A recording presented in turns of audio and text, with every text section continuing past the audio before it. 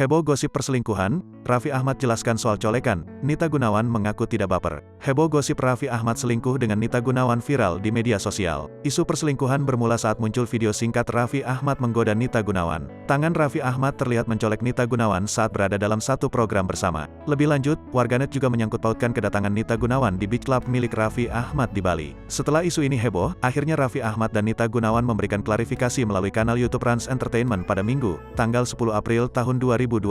Si Raffi suka nyolek-nyolek Nita Gunawan, padahal kan kalau lagi di panggung ada 5 orang, 2 orang main. Terus kalau kita nggak main kita ke belakang, papar Raffi. Misalnya kalau dia ngelamun, Raffi cubit jangan ngelamun, sambungnya. Ia menyebut aksinya mencolek tangan Nita saat itu tidak memiliki arti apa-apa. Pun ia menegaskan tidak sedang bersikap genit pada Nita. Pada akhir video, Nita Gunawan mengungkap jika sosok Raffi Ahmad kerap melemparkan candaan pada semua wanita. Nita Gunawan merasa beruntung lantaran dirinya tak mudah baper akan candaan Raffi Ahmad. Iya, aku sama semua cewek seneng bercanda, sahut Raffi Ahmad. Dia ngatain aku atau misal bercanda-bercanda aku nggak pernah baper, lanjut Nita Gunawan.